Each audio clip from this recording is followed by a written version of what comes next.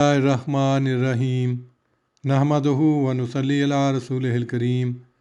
حضرت شیخ محمد اسماعیل سرساوی رضی اللہ عنہ حضرت اقدس مسیح موعود علیہ الصلوۃ والسلام کے ایک روشن کشف کا ذکر کرتے ہوئے تحریر فرماتے ہیں، ایک دفعہ آپ کی مجلس میں مکاشفات کا ذکر چل پڑا اور پہلے صوفیاء کرام کا ذکر آ گیا کہ فلاں بزرگ نے اپنے ملفوظات میں ایسا لکھا ہے کہ ایک وقت اللہ تعالیٰ کے بندوں پر ایسا آ جاتا ہے کہ ان پر غیب کی باتیں ظاہر کی جاتی ہیں اور ایسے ایسے حالات کشفی رنگ میں ان کو دکھلا دیے جاتے ہیں جو کہ ہزارہ کوس کی باتیں ہوتی ہیں۔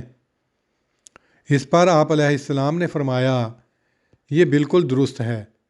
ایک دفعہ ہم نے دیکھا کہ بیت اللہ کا طواف حاجی لوگ کر رہے ہیں اور میں ان کو دیکھ رہا ہوں، اور اگر میں چاہتا تو میں ان کی باتیں لکھ سکتا تھا، اور کوئی چیز میرے درمیان اور کعبۃ اللہ کے درمیان نظر نہیں آتی تھی، کعبۃ اللہ ہی میری آنکھوں کے سامنے نظر آتا تھا۔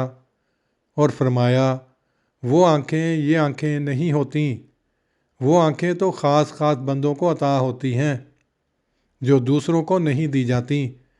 پس جتنا جتنا اپنے قلب کو خدا کی محبت میں معمور کرو گے، اتنا اتنا ہی قلب بھی نور الہی سے معمور ہوگا۔ اخبار الحکم قادیان دارالامان 21 جنوری 1937 صفحہ 3۔ وآخر دعوانا ان الحمد للہ رب العالمین۔